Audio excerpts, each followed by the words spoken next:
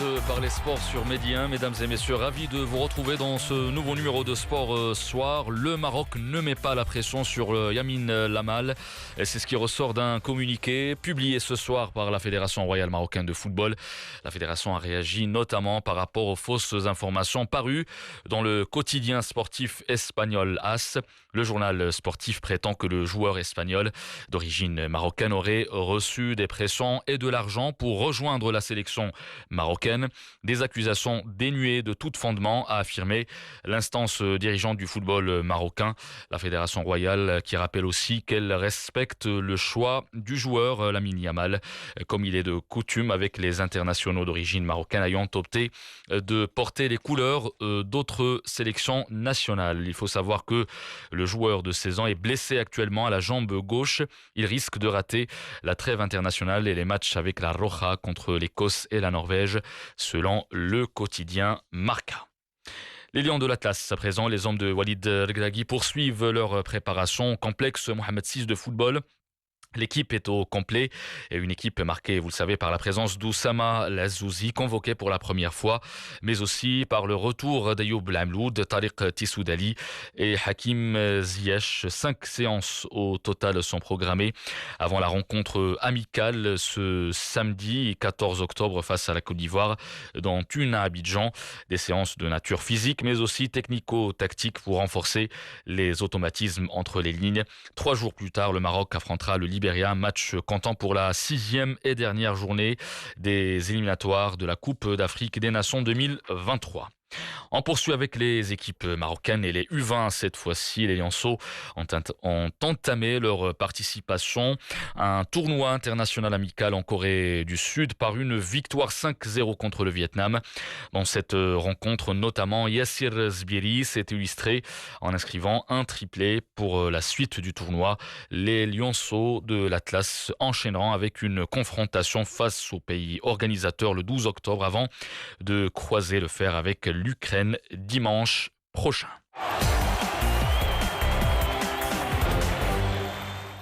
Football international à présent, Eden Hazard raccroche les crampons à 32 ans seulement.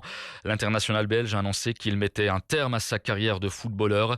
C'est surtout avec Chelsea que le joueur a connu ses années de gloire. Entre 2012 et 2019, Hazard s'est imposé comme l'un des meilleurs joueurs du continent européen. Son départ au Real Madrid en 2019 aura en revanche connu un succès très mitigé, marqué par plusieurs blessures. Dans cet extrait, Eden Hazard parle de son passage à Lille en Ligue 1 où il a fait ses débuts. On l'écoute. À 12 ans, quand j'ai commencé à faire des essais avec Lille, voilà, j'ai tout de suite accroché le groupe et proposé un projet vraiment soutenu, que ce soit à l'école, c'était en sport-études, où je pouvais dormir là-bas, donc il n'y avait pas de trajet tous les jours. Et là, j'ai vraiment dit à mes parents, je dis non, moi je veux aller là-bas. Je commence à m'entraîner à 15 ans dans le groupe pro, je joue mes premiers matchs à 16 ans. Et c'est vrai que j'arrive avec beaucoup d'assurance parce que je sais les qualités que j'ai. Nous, chez les jeunes, on était vraiment une bande de potes qui rigolaient tout le temps, où ça se passait très bien, on gagnait beaucoup de matchs. Donc moi, je me suis dit, je vais arriver chez les pros, je vais faire la même chose, ça va se passer comme ça aussi. Et voilà, c'était un extrait du documentaire Libre comme Hazard diffusé sur RMC Sport en 2019. Un nouvel entraîneur pour Youssouf Nseri au FC Séville. Il s'agit de l'ancien sélectionneur de l'Uruguay, Diego Alonso. Diego Alonso a été choisi pour prendre la succession de José Luis Mendilibar à la tête du club sévillan. Le club espagnol a annoncé avoir trouvé un accord avec Alonso qui s'est engagé jusqu'à la fin de la saison. Il aura pour mission de redresser la barre de l'équipe andalouse qui est à 14e en Liga et 3e de son groupe de Ligue des Champions derrière Lens et Arsenal. L'affaire Paul Pogba à présent qui continue d'alimenter la presse sportive mondiale. Le milieu tricolore traverse une crise inédite. Pogba confirmé positif à la testostérone et risque 4 ans de suspension. Le sélectionneur de l'équipe de France, Didier Deschamps, n'a pas caché son émotion mais aussi son soutien pour son joueur. On l'écoute. Je pense pas, pour avoir entendu Allegri qui parle au passé. Il est surtout, comme je le suis moi aussi, très triste pour Paul, ce qui lui arrive.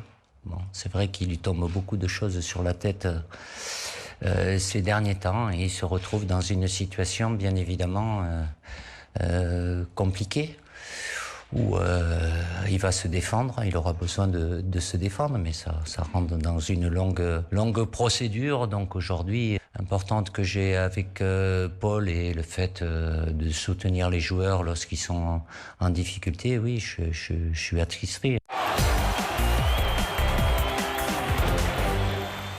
Allez, un mot de tennis à présent avec l'ATP de Shanghai. Fabienne Marozsan crée la suspension et élimine donc ce soir Casper Ruud en huitième de finale, 5 mois après avoir surpris un autre cador du tennis mondial, Carlos Alcaraz, à Rome. Marozsan a validé donc ce mardi sa place pour les quarts de finale, une première en Masters 1000 pour lui en surprenant donc Casper Ruud en 3-7, 7-6, 6-3, 6-4. Pour une place dans le dernier carré, il sera opposé à Hubert Hurkacz. Sébastien Corda a dominé également Francisco Cerundolo 7-5, 7-6. Et puis, victoire aussi de Ben Shelton contre Sinner en 3-7, 7-6, 6-3, 6-2. Voilà, c'est la fin de ce journal. Merci de l'avoir suivi jusqu'au bout. 18h passées de 42 minutes sur Médien.